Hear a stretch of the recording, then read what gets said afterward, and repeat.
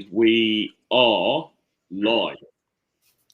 I'm just going to go live attempt to go live on Instagram. Although Instagram is kind of, oh, here we go. Okay, we're on my Instagram as well. Good stuff. All right, welcome to the stream, guys. Troy Francis in London, dick in hand, as always. Tusk is in Sao Paulo, in Brazil. Dick in hand, as always. Yeah, I mean, you know, whatever country you're in, one's dick remains firmly in one's hand. But yeah, I happen to be in London at the moment. So we talked last time about Sao Paulo. Things are still going pretty good over there. It seems like it's. I mean, you've been really selling it to me, and I'm very tempted to come over. I've obviously got a couple of logistical things, but it sounds like a fucking great place. It's a great place to be, although the place we're both going to be definitely 100% from the 29th of October till the 3rd of November is Mexico City, Day of the Dead. So the equivalent of, everyone's heard of Rio Carnival in Brazil. This is the equivalent in Mexico, where basically the entire country goes wild for 3 days to celebrate a favorite topic of mine, which is Memento Mori. Really, it's their version of that, remembering the dead and celebrating that life is a game to be played and also a dance to be danced, but also it is going to come to an end. So let's have fun with that. Yeah. And so I think it's a very interesting concept. I haven't researched it deeply, but it seems an interesting concept, doesn't it? Because you think of most funerals, say in the UK, the equivalent of quite sad affairs. Whereas they seem to have flipped it to be this joyous, okay, well, let's actually enjoy it, you know, for what it is, life. Yeah, exactly. And I think a problem that we see with a lot of clients who come to us is there isn't really a sense of urgency. So, you know, a lot of the guys that come to us, they're like, yeah, I kind of want to get better with girls. I kind of want to, you know, better dating life, blah, blah, blah. But either they don't want to put the work in, or they put a bit of the work in and then they stop. And it's sort of like there isn't that gun to the head urgency. And I think that roots back to what you're saying, which is all of us, myself included, it's very easy to forget the fact that this is very finite. You know, I'm here today. I could be gone tomorrow. You know, any of us could be gone tomorrow. And like you said in the last stream, I mean, it's not necessarily going to be this sort of glorified scene of laying on your deathbed surrounded by loved ones and thinking through everything. I mean, you know, I could just get run over by a bus later and that's it, and you're gone. So, and we always forget that. But at least I think with us, we're trying to be conscious of it, and we're trying to conduct our lives in a way that reflects that. I think a lot of guys are just sleepwalking. And so with the girl thing, it's like, well, yeah, I could do this stuff now, but on the other hand, I could just leave it. I'll sort it out next month. You know, there's some good stuff on Netflix at the moment. You know, it's that kind of vibe, isn't it?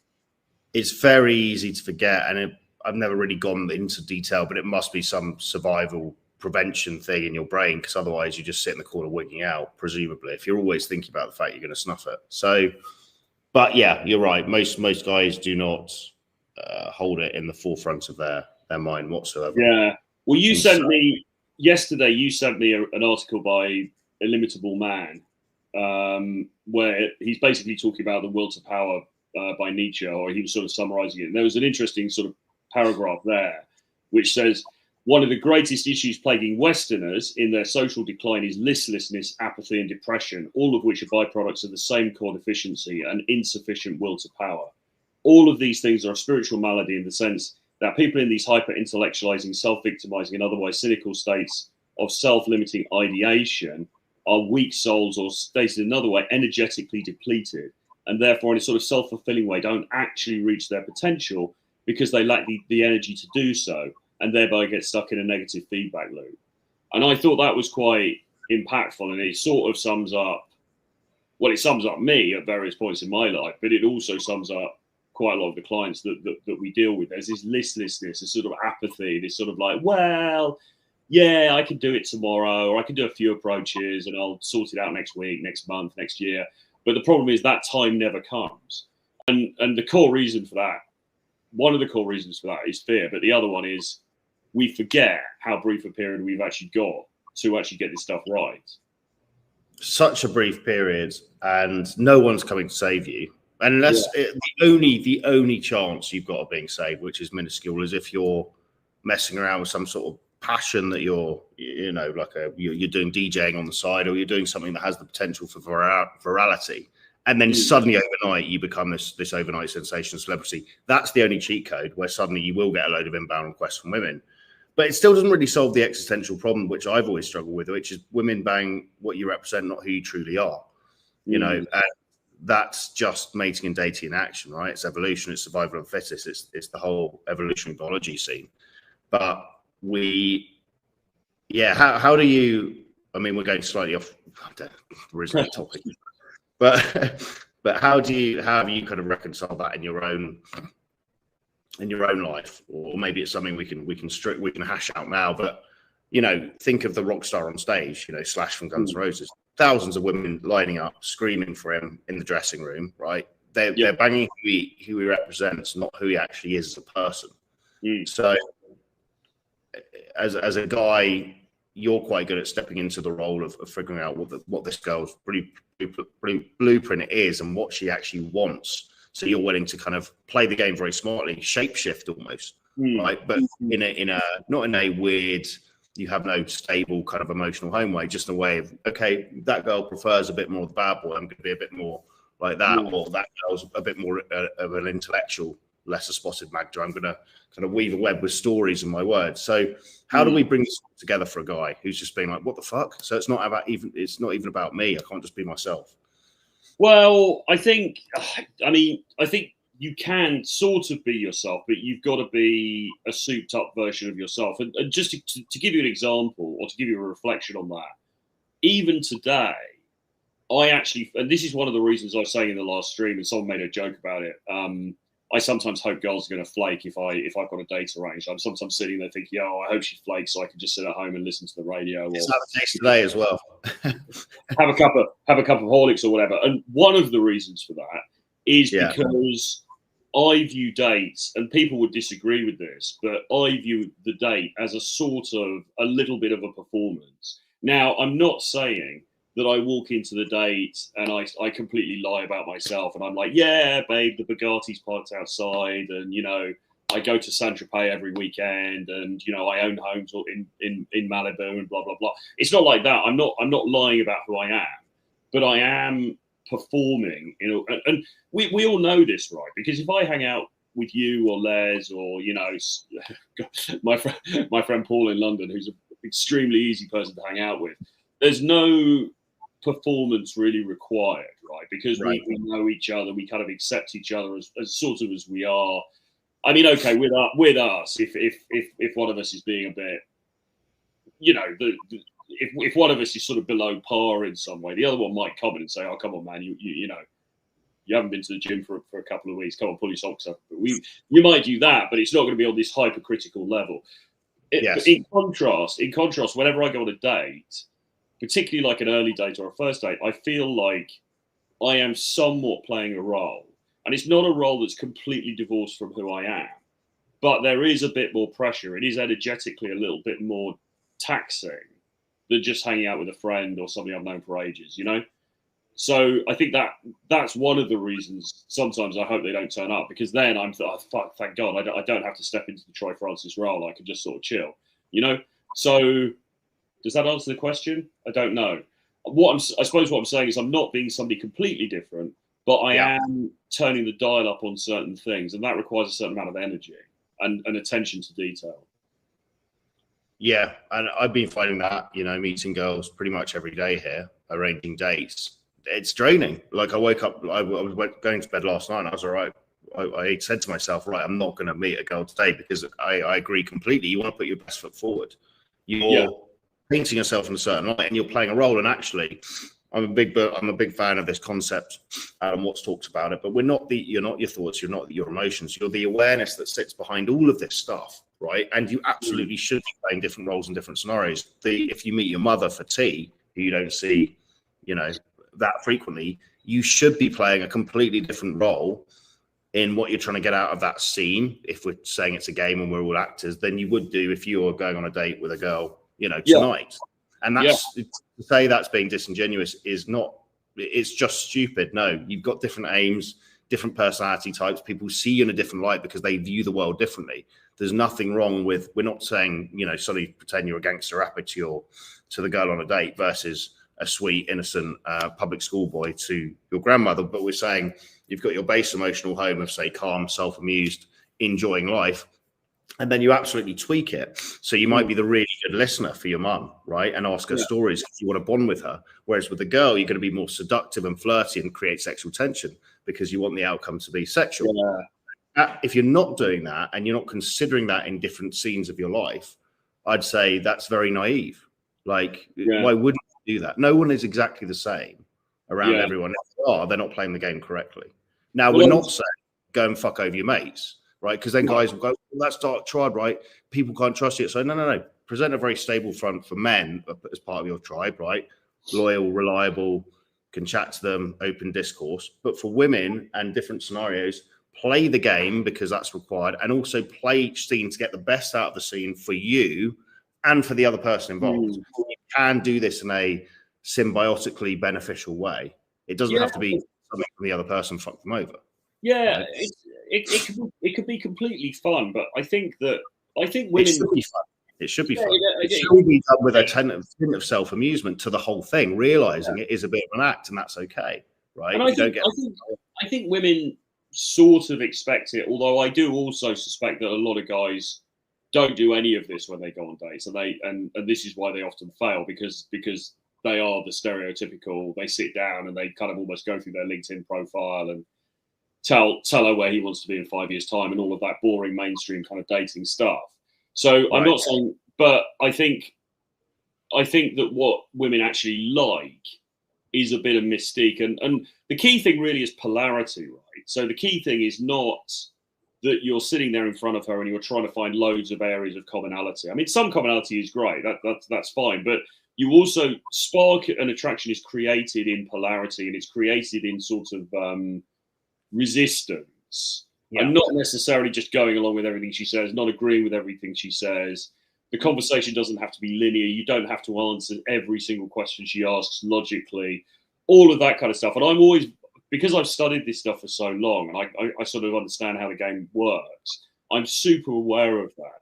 And that's what I think makes it energetically a bit more taxing than, say, hanging out with you. Because if I hang out with you, I can say, yeah, man, you know, it's been a tough couple of weeks. I've had a pretty bad time. You know, this has happened, that's happened. And you're just going to go, oh, yeah, man, yeah, I feel you. Yeah, you know, you're going to be sympathetic to that. A woman, particularly on a first date, doesn't really want to hear that shit, you know? True. So this is another thing. You don't really want to look vulnerable on the first date, right? You know, so that's one thing. You know, you're not lying, but you're also not pouring your heart and soul out to her. So you're concealing certain things, and you're also trying to create polarity. So when I'm with you, for example, I'm not really trying to create polarity. Like if you say, "Oh, I love Alan Watts," I'm like, "Oh, Alan Watts is shit." I'm not going to do that for effect because what would I get out of that, right? There's no, you know, I would be more likely to say, "Oh, that's interesting. Tell me more." I want to listen to more of his stuff. Whereas if a girl says to me, "I love Taylor Swift," then I might say, "Oh, Taylor Swift, come on, what are you, 14 years old? Jesus, you know, who else? You know, don't you like serious music?" I might do something like that, not as a dig at Taylor Swift specifically, but just because, you know, again, friction is the thing that creates attraction. But I would do that. I would do that with the girl in the dating situation. I wouldn't necessarily do it with you or with my mother because the outcome that I'm trying to achieve is different. 100%. I think that's a great quote you just coined, which guys can leverage, which is friction creates attraction. So you're saying create it playfully with the disagreement, but then are you also saying create it potentially not necessarily on first date, but the outside of the first date, non-playfully. So taking 2 hours to text her back, whereas you might text me back in 10 minutes. You know, not, you know, playing a bit more of that kind of creating deliberate friction. Playful friction when you're with them, also deliberate friction when you're away from them. So a girl that I wanted to see in Brazil, we've been texting backwards and forwards for a while. We'd slept together once, right? Cute girl. Definitely a game player. I know she understands how to play the game. So came to Brazil, It was all lined up to see her. I arrived last Tuesday, sent her a text Tuesday night being like, hey, requesting your presence around at my place, right? I made some joke about King James, come to the castle, whatever. She just didn't reply. Post a story, which I found weird. I was like, this is odd, but classic hot girl, right? Behavior. So didn't think anything of it. Just thought, okay, maybe she's actually just moved on, whatever. But then I posted a story 2 days later. She was one of the first to watch it. No contact since then. And now this morning, a week later, she's messaged me being like, are we going to meet up today? Haven't replied, deleted the message, right? So the chump move, trying to do, kind of build the bridge and be like, oh, must have her, would be immediately text her back being like, yeah, sure, that's me. But I'm not going to do that. I'm probably just going to not reply at all, because ignoring women is the nuclear bomb, right? Even if you say no, that's giving her something. Just ignore her like she doesn't exist. That's what women do to men. They're not interested. When you flip it back onto them, it's extremely powerful. So let's see if she comes back again. But I'm deliberately creating friction there, right? And it's not nice friction. It's not like you say teasing on a date, going, "Oh, Taylor Swift is Swift is." Come on, it's more kind of hard friction that she's already created, right? So I think that's a great thing you've come up with, though. Friction is what did you say? It was well, friction is I forget the exact term, but I mean, friction creates attraction, I guess. Yes, friction creates attraction. I think it's a great thing for guys to remember, because they're always looking to try and be nice and kind. And the reality is, you can be kind to the girl if you just fucked her brains out. Oh yeah, do you want a drink? Do you want to get an Uber? I get some food, but you shouldn't be just nice and kind the whole time, because it's what flannels do, and flannels do not get laid. Yeah. Right? Or you can, I mean, I think it's fine to communicate that fundamentally you are on the same team. Well, fundamentally you're a decent guy. She's safe with you, right? I think that's safe to an extent. I like this frame that you're this kind of playful co-conspirator, right? If I'm trying to sub-communicate kind of a playful eye contact, it will almost be like we're talking about the secret adventure. We're playful co-conspirators, right? That's the kind of flirty frame. So that would imply you are kind of on the same side, and that's done through eye contact and that sub-communication. But it's interesting balance, isn't it? Because I think guys are way too nice. I think that's the problem a lot of the time we see them. I think they're way too nice, but I also think they're probably not imaginative enough in their conversation, in what they talk about and how they talk about it. And one of the things that I do, and I mean, bearing in mind, I've got a lot of experience now. I've been on probably thousands of dates. Whatever. I mean, what would you put the number at? Like 1,000, probably a date, at least. At least probably, because bearing in mind, obviously, not all of those progress to something further. So yeah. I mean, I think by this point, I've got a decent amount of experience of sitting down in front of a woman that I don't know very well, and sort of engaging her and pulling her in, and bringing her into my world and stuff, and while also being genuinely curious about her. So I'm not infallible. I'm not saying I always get it right, because obviously nobody does, but I'm pretty good at it now, I think. And I forgot what my point was, really, apart from just blowing smoke up my own arse. But sorry. Next topic. I'm great, so that's the takeaway. But you maybe it's something to do with you have to create friction. But I'm always conscious. I'm always super aware. So, like, for example, in conversation, I always a lot of this stuff is based on things I read years ago in things like Chateau Artiste and Pook and stuff like that. Half remembered stuff from years ago. But one of the things that I often do quite a lot, and partly because I'm ADHD as well, is I don't linearly stick to topics. So I might stick to a topic for a bit. Yes. And then I might just chuck in a curveball, like a random curveball. Like the other day. Well, recently I was talking to a girl, and I forget exactly what we were talking about. It might have been something to do with her work or something like that. And just immediately, mid conversation, I just said, "Have you seen American Psycho?" And obviously, she was a bit like, "Whoa, wait a minute, I'm a bit freaked out by that." I was like, "No, I don't. I'm an English gentleman. I don't mean it like that. I'm just like, have you seen it?" She goes, "Yeah, I've seen it." I said, "Fucking great movie, isn't it?" Now, that was a complete non sequitur. It had nothing to do with what we were talking about before. I said it because I've watched it again recently. I really love the film, blah, blah, blah. And I don't know. I mean, like I say, there's an ADHD element to this as well, I think. If things get a bit boring, I kind of just want to change the subject to something I want to talk about anyway. But also, I think that a certain degree of unpredictability in conversation plays quite well. Because the other danger is that you've got a conversational thread that's going that could be not really going anywhere. You know, she's like, oh, yeah, you know, my commute is a bit of a pain in the arse. You know, I have to get a Piccadilly line, but sometimes it's broken, and then I have to, you know, and it's not going anywhere, right? So a good thing to do, rather than continue and allow that to play out, which is the sort of polite middle class sort of thing to do, is fuck that. Completely change the subject. Just move on to something else. There's got nothing to do with it, and that kind of surprises them, and it jolts them out of their thing, and they're like, "Whoa," you know, and I think sort of taking risk in conversation a little bit is quite good. And I'm not talking about necessarily about being super sexual. I know sometimes you drop in fairly sexualized things like, oh, out of, you know, marry, kill, snog, or whatever out of these three girls, or that kind of thing. I don't do it quite like that, but I will push the envelope sometimes of what I think I can get away with, just for my own amusement, really. Just to see. I think that's a great frame for your own amusement, and also because if you're willing to risk it and burn it down, the irony is the universe does the opposite and gives it to you. So I think, guys, if they can't come up with stuff on the fly, just think, right, it's kind of the Dale Carnegie thing. What's genuinely something interesting about this girl to do with her life experiences? Because women are usually way more sexually experienced with men. Now, I'm not saying go the mistake I've made, fly to Helsinki and start playing the question game with women on days, because it ends in tears.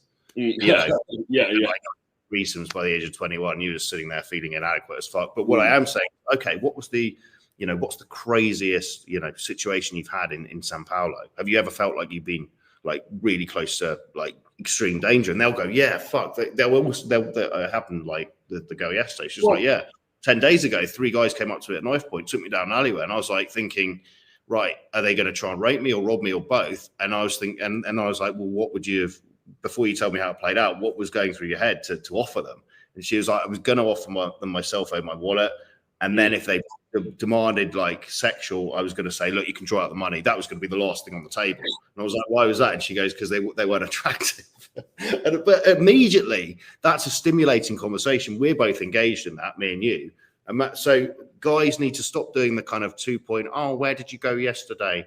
Oh, where's a good place to go out? These are fine if you really can't think of anything in the moment, but try and think, right, what's interesting? What's something interesting she has in her life that I can find out about her? Because everyone has interesting things, right? Yeah, I mean, I think one of the reasons I mentioned American Psycho was because we were talking a little bit about drug use. We were talking a little bit about benzos, which she'd had some experience of. And one thing, just to sort of dovetail on what you're talking about, is, I mean, it's still mind-blowing to me now how some of these women, and quite young women as well, we're talking women in their sort of early to mid-20s, have had some fucking crazy experiences. Now, I've had some crazy experiences as well, but I'm 50, right? And you know, I'm a guy, and you know, I've got into a number of fairly crazy situations, mainly with you, but not entirely. So I've got some stuff to bring to the party as well. But I am a lot older, and I'm a guy, right? But some of the stuff these girls tell me, I mean, you know, this woman I was talking to the other day, she was a similar sort of story. She was telling me how she was in New York, she was living in New York. Then she got hit up on a dating app by some guy in Philadelphia. So she randomly decided to go and meet him. I don't exactly know why. She went to meet him in Philadelphia. And he was a bit of a rich guy, but a bit of a gangster, you know, big gold chain, blah, blah, blah. His mate was there the whole time. And she was like, oh, is this a bit dodgy? He had 2 other girlfriends.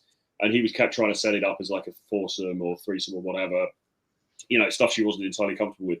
And she said he knew all these different people. He knew some really high-ranking, like, politicians in the US. And he also knew some top mafioso guy in Philadelphia who she met, probably on a night out or something. And this dude, like, had a gun, you know, on the table in front of him the whole night.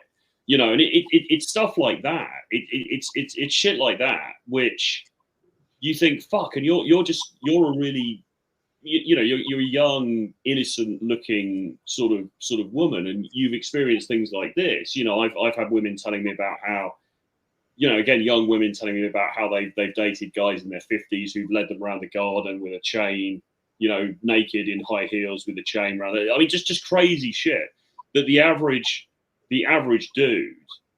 Well, I hope the average dude hasn't been walking around the garden wearing high heels, but you know what I'm saying? Like the exposure to the kinds of things, the kinds of experiences, the kind of worlds that attractive younger women are exposed to is fucking mind blowing. Yes. Even for us, and even for us as people who've probably walked slightly on the wilder side of life at times, it still blows my mind. But it blows my mind more because they're so young and they're so innocent seeming, and they're getting into situations which, you know, really could potentially be a little bit dangerous, you know. But I don't know where that takes us really, except to back up your point, which is that women have so much experience, they have so much access that the average dude just doesn't, you know, understand or appreciate, you know. And he, you know, yeah, the average guy, exactly as you said, they conflate that how they look, the innocence with they are innocent. Women are absolutely, we've always joked about it, but wolves in sheep's clothing. Yeah. Right. A woman in her prime now with leverage online gets access to incredible events, parties around the world, right? Flown out on private jets, around dangerous men. It's that book that all kind of chick flick porn, you know, literary porn is based off, Dangerous Men and Adventurous Women, right? Women are drawn to excitement, danger, drama, tension. Just because she looks innocent and she's very cute looking does not mean she hasn't been exposed to loads of shit like this. Some girls haven't, but a lot of girls have. And that's the interesting thing is don't just treat them with kid gloves. See them as co-conspirators. Well, make the conversation interesting. Do exciting shit. So something that I used to do, I've dropped off it now because I haven't got somewhere near me in Sao Paulo. But what I was doing in Kiev when I was there last year or the year before was I had a date place, beautiful French kind of themed bar, like circular bar. It had the kind of guy on piano in a tux playing. It had all the barmen dressed up with proper like French waiters, right, shaking cocktails. Something out of a scene of James Bond. It was a really cool place. It was called Saint Bar, if guys want to look it up. At the back, they had this through one of the rooms. They had this massive kind of communal toilet. So there's men and women, right? But you can go into these within the big kind of toilets itself. They have these big kind of cubicles, right? Pretty big. So that became my place where every single date I go on, I'd say to the girl, hey, I want to show you something. Lead her through. And I'd be commenting on stuff as we go because it's quite a kind of long walkway and it's very decadent the way it's laid out, very eloquent. And I'd quickly take her into one of the cubicle stalls and shut the door and then start heavily making out with her. And most 50, 60% of the time, I'd end up fucking the girl in the toilet, right? And then you would remember that forevermore. So you're emotionally imprinting it. That's exciting for you and for her. Instead of thinking, right, how can I make it just exciting for me or just for her? How can you make it exciting for both of you, right? The co-conspirators, this conversation I'm having with her, how can I make it exciting for us? This venue I'm going to, how can I make it exciting for us? This, and try to, sorry. No, absolutely. I mean, I was just going to say that it almost raises competition anxiety in oneself when you're hearing stories like that. And then I know we've talked before about women who've been exposed to great wealth, and that's problematic in itself as well. You know, because we've done all right. We can do all right financially, but I mean, we're not Jeff Bezos by any means. And it's sort of like we can cheat the system, and this is a good tangent for the average man, which is look, you can fly to Poland, Sao Paulo, Colombia, right, and dress quite well, like Troy is dressed in a suit. You can meet a girl through day game, which is a value add of extreme confidence, right? So she's got a halo effect of who the fuck is this guy, and you're a foreigner in the country, and then you take her for a date in like a top rooftop hotel bar, and you've booked a room for say only $100 a night, but that would cost you $2,000 in London. Suddenly you've imprinted, you've done a kind of mini financial printing of the rich guy thing, but then on top of that, we're understanding I'm always thinking, right, I'm the emotional drug dealer because women are boring with their conversation, but they will be led, right? How can I lead this symphony of her up and down and create this excitement and tension. Yeah. And it's absolutely a narrative as the conscious creators we should be taking an active role in playing, isn't it? But I think this is, sorry, were you going to say something? No, go ahead. I think this is one of the reasons. So a lot of the content that I've been putting out recently, and just a lot of my thinking at the moment is like, you've got to basically be interesting, right? You've basically got to not be a boring fuck, right? But you've got to find ways to stand out from the crowd. You've got to bring some individuality to it, because I mean, a separate woman that I was talking to a while back, she was telling me, she's based in Italy. She was telling me about going on yacht party. She goes on a yacht party with this dude who owns 16 Picassos, right? I mean, that's a serious fucking amount of money, whichever way you cut it. So the trouble for the average dude is that if he comes into contact with these kinds of women, so she's met gangsters, she's been in a bar with a guy's got a gun on the table, she's met a dude who's got 16 Picassos, all of this shit, and then you're sitting there going, so what's the favorite thing about your job? Like, you're not just competing with the other men who are sliding into her DMs, you're also competing with her memories. Like we talked about alpha widowing before. I'm not saying these women were alpha widowed by these guys, but you're also competing with other guys that she's also met. Now, right. I can't compete on the 16 Picassos thing, but maybe I can compete in other ways. Maybe I could compete by being magnetic and compelling and sort of unpredictable and a little bit, So devil may care, that kind of devil may care emotion imprinting. Yeah. The other obvious piece of advice here is, if you do meet a woman and she happens to be telling you this kind of stuff, the other thing, of course, is never to be blown away by it. You're like, oh my God, fuck, really? You are unfazed by everything. Whatever she says, you're unfazed by it. Oh, okay, yeah, cool, interesting. So anyway. Yeah, it's so true. And this actually kind of does go back to what we're saying, right? Women represent not who you are; they represent what you can do for them emotionally and financially, right? And a lot of guys focus on the financials, but actually, the thing that really women will remember is how you made them feel, right? And you want this polarity, you want this kind of, oh fuck, I didn't think we were going to meet, and then suddenly we went on this crazy night out, and we suddenly found ourselves in the bathroom having sex, right? She remembers that shit. That's the thing. Her with, and look, it always ends bad. Even if it's your dream girl, you get married, she dies, you die, she fucks the pool boy, you hopefully don't fuck the pool boy, you fuck the pool girl, but it always ends bad. So actually, with any woman you meet ever, you can just go all in, right, and try and imprint her as emotionally impossible, because it doesn't matter. It's always going to end badly, so there's nothing to lose. So that's the mentality I have. If every girl that I meet, I'm like, well, it's going to fuck up eventually. I might as well just kind of try and make it as exciting as possible, as quickly as possible, because then she's roped in emotionally. I mean, I was going to say, but I think I know the answer already. Is it that we happen to be self-selecting for certain types of women who are a bit more crazy, and they've had a few more of these kinds of crazy experiences than the average girl in the street?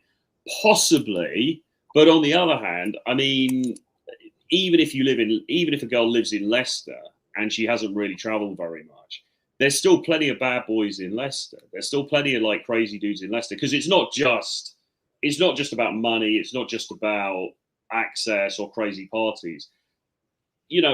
Women go with people, drug dealers, people with drug problems, like sort of, I'm not saying by any means develop a drug problem, because we both tried that. It didn't end very well, but no, it doesn't end well, does it? But again, like a woman I was talking to the other night, she was telling me about how a lot of her exes had been pretty crazy guys. They'd like to, a bit of the devil's dandruff. So women are often attracted, despite what they say, to sort of emotional volatility, right? Drama. 100%. Okay? That's a great way of putting it. There's been some gems you come out with. You've put the attraction is in friction. Friction creates attraction, and emotional. What was the one you just said? Women are attracted to emotional volatility. Absolutely concur with that one as well. So then, how do you instill that? Because and this is the issue, right? Because I was saying to this with one of our clients the other day, you do want to have, Jocko Willink is right, discipline equals freedom. You do want to be doing your, for example, my Portuguese every day because I want to get better at, speaking Portuguese, Brazilian women. I do want to be in shape, so I'm hitting the gym every day. I am eating clean. This stuff is routine. It's boring. But then what you need to do is you need to manufacture in certain scenes of your playable character's life, right, with the woman, excitement, drama, tension, right? And parts of that need to be manufactured into your life sporadically, where you go and just throw you inject the chaos on purpose, the Tyler Durden letting go of the steering wheel.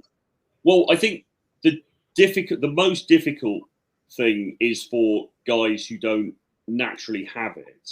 I think, and that is I suppose that's often the kinds of guys that we're trying to teach. Safe, nice guy who's just his whole life safe, has seen his dad do the same thing. And how do you fix that? Because you've often talked about this on the older editions of the course we used to run, The Edge. You would say it's this X factor, which it is. What is that X factor? How do you teach it? Is it teachable? Is it learnable? Or is a devil may care kind of attitude to life learnable? I suppose it is, isn't it? I think it is. I think it is to a certain extent. And like with all of these things, I think the first step is awareness, right? The first step is awareness that these dynamics exist in the first place. All right. Because I think a lot of guys just blindly go through life and they just think, oh, I'm just going to be a decent guy. I'm just going to, I'm going to be vulnerable. I'm going to be honest. I'm going to be upfront. And if she likes me, we've had clients saying, oh, I just want to be me. I just want her to like me for me. And it's like, well, yeah, but you haven't got laid for 10 years. So, it's been demonstrated that just being you is not enough, right? So you need something else. Now, again, there's degrees to all of this. It's not like every single woman out there wants some complete raging maniac. And you don't need to act like that the whole time. Like, no. Through periods of actually kind of this terrible Scarface lifestyle. You don't have to actually do that behind the scenes. Again, when the camera turns off, and this is about playing that we touched on this early, but playing the role depending on the audience. You are the actor, you are the audience, you are the director. You create the meaning for your own, your main character in your life. You shouldn't be 24/7 living and breathing this crazy shit because it's not sustainable. Is it? No, and to put it into classical terms, you've got the Apollonian, I think it's the pronunciation, and the Dionysian, right? And you want to have a combination of both. So the Apollonian is the more the structure, the disciplined, the eating clean, the getting up early, the doing the work, going to the gym, all of that. And then the Dionysian is the party side. I don't drink anymore, but like the drinking, the carousing, the decadence, blah blah blah. And you want to have a little bit of both, but you want to use them tactically. And the danger, of course, as we know, is that you could get pulled too far in one direction. Usually the Dionysian. So we end up getting pulled too far into the decadence and the use of naughty substances and things like this, and that's not a good road to go down, because for health reasons obviously, but also because it kind of fucks up your life, and it in the end it ends up sort of destroying you from the inside out. So you don't want to go too far down that, but you do want to have a bit of it. And I think too many guys have got too much of the other thing, the Apollonian sort of steady, calm, and great, nice guy. Absolutely agree. And society raises you, especially in the Anglosphere, to be a reliable robot, right? It doesn't want you to be there. Yeah. So and there's also another problem here as well, which is that with some women, and again, age comes into this. We all know the Rollo Tomassi, the graph of the different ages of women, the party years, 18 to 23, then whatever the bit is in the middle, and then, the sort of the settling down phase from about 27 onwards. And the fact of the matter is that women who are 27 to 30, 33, 34, whatever, they will say, and there is some truth in it, that they are looking for a more stable guy. They will say, oh, I've done all the bad boys, I've done all the craziness, I'm now looking for, the dude who is a bit more together, a bit more stable. Whether they viscerally want that on a biological level, I'm not convinced. But there is a place for that, for sure. And if you're somebody, you just want to get married, you want to have a couple of kids, and you meet a woman who's in that sort of age bracket and you seem to tick a lot of the boxes, then sure, maybe she'll go for you. But I made a video about this yesterday.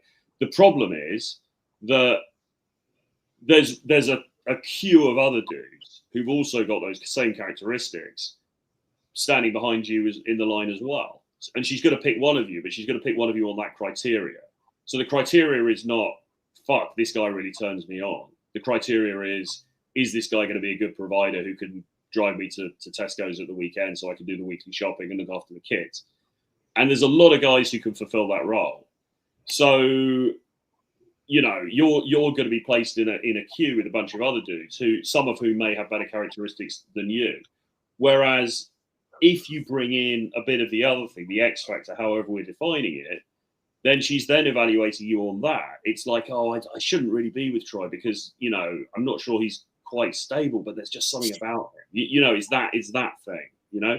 So it's easier to win on that than it is to win on the, I'm going to be the best family man that, you know, you can get, if that makes sense. How do guys practically go about being a bit more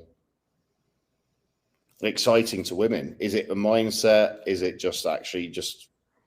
Well, I think, I mean, like I say, I think we benefited by both being a little bit crazy in different ways.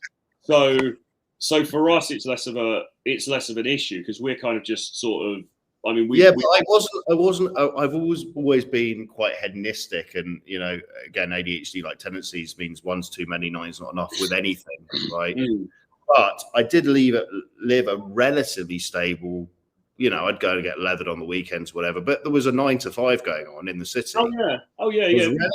There was elements of American Psycho to it. Definitely always had various addictions pumping through my veins, but there was an area of more kind of stability. Whereas at 30, I'm 38 now. I just said, right, that's it. I'm off, and I booked a flight to go away for 2 weeks. And now 8 years later, I'm still on the road. So the lifestyle change was dramatic, but I wasn't always suddenly doing this. And I think you were. You know, I think you're very adept at understanding all this stuff. You've understood deliberately how to cultivate, manufacture this stuff, and create a kind of life image, which is exactly as you should be lived, right? Larger than life. But we weren't always like this. We have kind of slipped along we weren't just born like that, were we? We did develop it, which gives some hope to some guys that, yeah, you should be able to learn to do that. You can definitely lean into it. I mean, my history was similar because I was also doing a corporate job for actually a pretty long time, you know, and 9 to 5, getting up, being pretty disciplined. And even now, you know, I'm relatively disciplined. I mean, I get up quite early, do a bit of work. I've been sort of experimenting with, you know, the timing of going to the gym. I keep experimenting with, but I've been doing a bit of just getting up and going straight to the gym. You know, the last few days, that works pretty well. Then doing work afterwards, or I get up, I do some work, do some, you know, morning routine, bit of work, then go to the gym, then come back, do a bit more work. I mean, there's different ways you can order it, but I am pretty structured. I mean, my day-to-day life is, and I kept telling my ex this because she sort of had this idea that I was this kind of completely decadent, you know, I'd be out just like a run up a drain pipe every day, and it's just not like that. It's just not like that for me anymore. I mean, if you looked at the fundamentals of my life, most of the time when I'm not traveling, it's pretty boring. You know, I do a bit of work, I go to the gym, I go to my, you know, recovery meetings, I sometimes see friends a little bit, and that's sort of it really. There isn't some huge crazy partying going on like there used to be in the old days. So I am definitely capable of structure and order. But I suppose, and so like you're saying, like, yeah, there were long periods of my life when I was on the surface, I was very ordered, but there was a weekend side to me, which was different. You know, the weekend side to me was, you know, and that's where I differed from my work colleagues who were all married or settling down and blah, blah, blah. And I was like, no, fuck that. I'm going to go out and I'm going to have fun and I'm going to meet different people and stuff. And I don't think it's so much. I mean, look, you could be a city guy. You could still be a finance guy who's working. It's not even 9 to 5, is it? It's like 8 till 10 or whatever those guys work. You could still be that dude, and you could still bring edge and danger to your interactions. I've seen it myself. I've seen guys. So like it's a mindset, then, isn't it? Yeah. It's a mindset. You could probably be. It's an oxymoron, but you probably could be in Colombia farming cocaine, but be a really nice family man, couldn't you? Yeah. Right. Yeah. So it's the mindset, the decision. I think it's a decision. Like, how do you want to live life? Yeah, and I think probably the easiest way to get there without descending into substance abuse or anything unhealthy like that is really self-amusement. I think is probably the easiest. Also deliberately trying to make things exciting, right? Yeah. How can I make this thing fun or exciting with everything the whole time? Because you can. It's always more engaging like that anyway. And then excitement, anxiety. There's so many videos about this now, but I didn't invent it. But I remember saying it years back, which is I was pissed off with mystery terming approach anxiety. Approach anxiety was a fan of Top Gun, military terminology. It should be called approach excitement. It's the same physiological response in the body, right? It's the same palm sweating, heart beating. It's how you interpret it in your brain, right? Am I anxious about that girl, or am I fucking excited because I've got that DNA tug? You can apply that to anything. Am I anxious about giving the talk later, which I'm going to do on a stream for some other dude, or am I excited about it? It's just a mindset shift. Oh, I'm excited to do that, right? So I think that's a good basis. Hundreds of times a day, how do I make this fun? How do I make this exciting? But I also agree, the devil may care. Act like nothing bothers you. What's the funny thing in this situation for me? And that's often when women love it the best. It shows the most social acuity. You're in a meeting, but you've flirted a bit with the girl you work with, and you're just both sitting there kind of making small eye contact to each other as some fucking boring guy's giving a talk. That's the shit that women love because it's under the surface. Exactly. So thing, right? Yeah, exactly. And all of this stuff that we're talking about, we're not talking. Well, I'm not talking about being some kind of, dancing monkey, as they say. Some kind of performing clown. It's not about that. It's a lot of this stuff is very subtle. It's under the surface. It's the eye contact shift, though, isn't it? To allow you to be subtle. You've got to have it in your mind as a frame, almost, don't you? Yeah. Should we have a look at a couple of see if there's any comments here? Yes, there's find your questions, and I've got to hop on a call. Okay. So Mr. Gustavo, I think, says, I do well with the ladies, and I'd like to say I love you both if you haven't been told today already, chaps. That's very nice, Mr. Gustavo. Yeah. And then he said it again just to make sure the messages got through.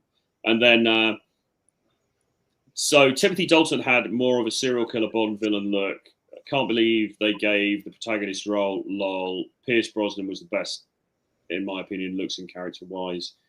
I don't know. Pierce Brosnan was a good looking Bond, and GoldenEye's a great movie, but he wasn't the most edgy and raw. I like Daniel Craig, to be honest, and the roles he played. Yeah. I think they've got a new one now, haven't they? I think, from what I'm seeing on social media. I don't know. Really? I think the new dude. Yeah, like a sort of relatively unknown, sort of younger actor. I think they're going to go back. They have to, really. I think they're going to go back to the beginning or earlier stories. James, are you going to approach in a banana suit after losing a bet? Why did you back out of that? when I vaguely remember this, but I'm not sure from where. I do remember that. Well, we might need to get the banana suit out in Mexico. Do we have a banana suit? Not to hand, but maybe Jack can make one. Maybe Jack from good old Jack. Are you still visiting him, or is that ship sailed? No, I mean, I haven't had anything done for a while, but yeah, theoretically, yeah. I know that. Well, anyway, we won't get into that now, but theoretically. Well, no, I actually contacted recently for a new suit, but he was doing the Ibiza final boss routine in Ibiza. He just landed for his. He's always on like a stag do. I'm on my cousin's stag. Pretty sure he invented it. So this is manufactured excitement. He's actually just sat in his little. But this is the thing. I mean, but this is what life is like in London. I mean, there is.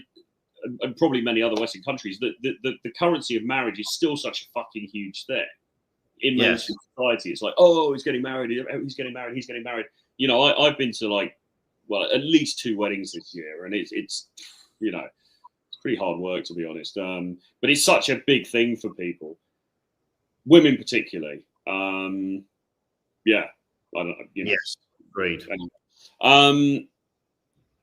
Can't tell how much I fucking love these streams. Love the conversation between 2 experienced bachelors. Thanks very much. There's nobody slagging us off yet. Hi guys, this is a great chat. So you don't need to have a disordered crazy life to appeal to that side of her. You can be disciplined and ordered in everything else. Yeah, I think so. In fact, I think having a bit of both is actually the most potent of all, because the other archetype is the drug dealer who's sleeping on a mattress somewhere and likes skateboarding and is a part-time DJ or tattoo artist or something. And yeah, those guys, they get laid, but it's I think the ideal is more to have a little bit of both, to show that you're ambitious, to show that you are somewhat structured, but that you've also got this other side. Because the danger with being organised and structured is you're also a bit of a boring fuck, and that's what you want to avoid. So having a little bit of both. You think you just have to hide your life forever from women? Because look, if I was a girl, I'd want to bang the devil may care exciting, guy who's got his fingers in many pies, Jack the lad, charismatic, known in all clubs. But I wouldn't want to necessarily see him going to the gym and doing his push-ups and measuring out his protein. I think that would ruin the image, ruin the identity. So do you basically have to hide all the Jocko Willink stuff, the discipline equals freedom from women? Well, I think I don't think you want to. I don't think you want to go into huge details about it. I mean, but they're going to sit behind the iron curtain at some stage, aren't they? Because they're going to eventually they try and spend more and more time with you, and that's where the myth is killed, because they see, oh shit, this guy's actually not the god that I thought he was, and they ruin their own illusion. Well, so is it possible to maintain this forever? I don't know.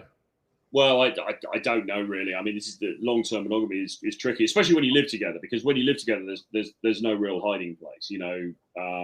She sees everything, or she sees mostly everything, and it does puncture the myth a little bit, And I don't know that anyone's really found a sort of sustainable solution to that. We live in tricky times. We live in tricky times because women want. The problem is mystique and friction and not quite being able to figure someone out. These things are really attractive. And being an open attractive for men as well. I don't like it when I start seeing the bird without makeup on, not looking hot, being hungover. It pisses me off. It ruins the illusion for me. We're illusion biased creatures, aren't we? We love illusion, we love myth, we love fantasy. Well, in one of my many deep dives into the old ChatGPT, the boss as we call it. It's basically what mode have you got it on, by the way? Do you have it set on, because you can have it on robot, cynic, cooperative? I've got it on cynic, so it's bitingly acerbic for me. Oh, I don't know actually. I've just got it. I think I've just got it on normal, but I have told it to be very. I'll send you the new setting they've put on recently. Okay. It's 5 modes within the actual boss. But okay, yeah, that'd be useful. That'll be useful. But one of the things he said to me a couple of times is that you love the fantasy that you project about these women more than the actual women themselves. 100%, we fall in love with the fantasy, as do women. Women fall in love with the fantasy. So we have to, knowing that's how humans work, we have to play this game to the best of its ability, right? So it's sort of like I'm often slightly disappointed because, as you probably know, I mean, I do build these people up into something a bit more mythic than they actually are. And then I met up with an old flame in Warsaw a little while back, and we just had a cup of tea, and it was not old Miss M, not M. Yeah. But nothing's happening because I think she's seeing someone now anyway. But we met up. She's still meet up with you. There you go. She sent me pictures of her new flat. She sent me pictures yesterday. Anyway, I don't know, but like I said to you before, I mean, I built her up into this massive thing before. But actually, and this is no disrespect to her because she's a lovely girl and I really like her and she's great, but she's a little bit dull. Do you know what I mean? It's just like she's a very stereotypical normal girl. She likes Dua Lipa. She shops in Zara. There's not. It's not like. Whereas in my head, I'm like, you could build her up into this romantic kind of, And a lot of it's based on how she looks or how she photographs when she's done herself up and stuff like that. And you project this muse onto them, which isn't really held up by reality. And probably nobody can hold that up in reality, 100% agree. And I do it as well. And the more I then see the girl, the more that fantasy diminishes. But women absolutely do this. Women live their life through archetype and story, which is why the book A Billion Wicked Thoughts is so useful. to understand, women's fantasies, right? What women watch, what 1 billion women watch online, the fantasies, the stories, the archetypes, and then play the role of your meat into one of these archetypes. Because that's what women actually fuck. They fuck what you represent. They fall in lust and love with what you represent, not who you truly are when you're reading, the newspaper on a Sunday with your feet up. Yeah. So exactly. I think the takeaway from this is absolutely lean into this. Shakespeare said it, didn't he? Life is a stage and we're all actors playing our part. We come and we go. Knowing that, play that role. Yeah. Like, why wouldn't you want to play the role to make women wet? Yeah. Most Airbnbs in Bogota don't allow unregistered guests. How do you handle this? This is just. Get in touch on WhatsApp or whatever. It's just it boggles my brain how much guys still are falling down with basic stuff, like the amount of dudes that will come out to a boot camp and then they book like a room in a 16-man dorm and they think they can get laid in that. It's just like, fucking hell. Yeah. People are so clueless. All right. Is it still effective to open by asking girls if they're Italian or German? Jabba suggested mixing it up by something like if they're Botswanian or Peruvian to get a stronger hook. Thoughts? This is all bollocks. Just go up and say, hey, listen, I saw you. I thought you looked cute. I wanted to come and say hi. What else do you need to say? I don't think saying if you speak to a girl and her English isn't very good and you start talking about Botswana or Peruvian, she might not even know what the hell you're going on about. Jabba couldn't get laid in a brothel, so I wouldn't be taking any dating advice from him. Just forget him. Take him off the canvas. But I think it's a non-question because what you open with is not really. Just don't even bother opening with that. Just say, hey, listen, I thought you looked really stylish. I wanted to come and say hi. I've been cold approaching for about a year. I've been with 22 women from it. Okay, that's not bad.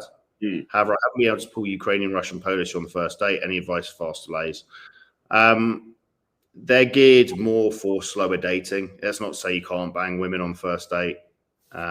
You absolutely can from these places, but they are culturally, it's just more geared for slower dating. So don't get too caught up with that. It's now cold anyway in Europe, so I'll be coming out to join us in Latin America. And actually, that's a good time for our final call for Day of the Dead, which is the 29th of October till the 3rd of November. Mexico City, myself, Troy, and Les in attendance. It's going to be wild. Got a number of clients coming out. It's hedonism, it's carnage. It's exactly what you need to be doing more of. Most guys are playing it too safe. There's a guy that I'm no longer in touch with, one of the horniest men I've ever met, the famous Mr. Kofi. And I remember him saying to me once, the most unsafe thing you can do is play it safe. With dating, he meant. But actually, we can extrapolate that to life because we're all dead men walking anyway. In an indiscernible amount of time, we're all going to be rotting underground or eviscerating to the air. There's nothing to lose. There's actually nothing to lose. But you have to remember your brain is built for survival and it's an outdated mechanism. You're not at war, right? You're fine. Nothing to worry about. But you have to be throwing yourself into the fire and the brain's going to say, no, don't do that. It's scary. It's not. There's nothing, no risk. No risk, no risk. If I have the whole Airbnb place to myself and I bring back a girl, I flout the host rules. It's not like I have to skip. It's not like it's akin to the crimes of Pol Pot in the 70s. Indeed, it isn't. But places vary. There's I don't know. Basic persuasion skills usually work. So when you move into an Airbnb, you don't pick some weird old woman, right, who's going to give you aggro and book for one person. You book for two people. You just say, look, I'm not sure who my friend's going to be. Whatever. Anyway, to the doorman, because that's the guy usually on the door, not the owner. Anyway, Jose, here's 50,000 Colombian, a tenner. No problem. And then suddenly Jose doesn't give a shit when you walk in with a new girl every night. It's just being a bit more the art of persuasion, resourcefulness. Guys are so, it just boggles me how basic stuff guys can't fix. Yeah. And you talked about this with various clients, but basically turning into almost their glorified butlers, where they just can't seem to do anything by themselves. Yeah. Right? You could also stay in. Hotels again, they sort of differ. But I've certainly stayed in hotels in Bogota where it's just not an issue at all. Where they just don't, they don't care. They might want to see the girl's ID, but that's about it. And again, if you book for two, it's usually fine.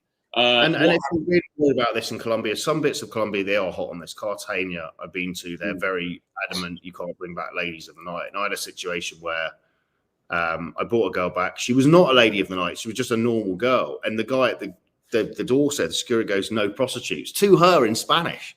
And she went mental, as did I, because she was actually just a normal girl. Yeah. But what we did, we snuck round the side and climbed in through my window. Yeah. And then 2 hours later, walked out the front door, and the guy could not believe it. He couldn't do anything, but he didn't know what was up because we walked straight past him out the front door. Yeah. How do you know when it's time to stop trying to? So that's the topic of the next stream. Anyway, we digress. Yeah, we'll get around to that. Away from that. If you're asking the question, then the answer is probably now. To be honest. Tune in for the next stream because we will be there and we will actually get around to answering this question. But that just proves Troy's point about how entertaining random segues can be, right? In different topics, non-sequitur topics, because presumably those watching are still watching and we've entertained you with our guff for another hour of our lives as it ticks past. So we'll see you in the next stream. Get in touch about Mexico Day of the Dead, info@jamestusk.com or Troy at realtroyfrancis.com. See you on the next one. Bye-bye.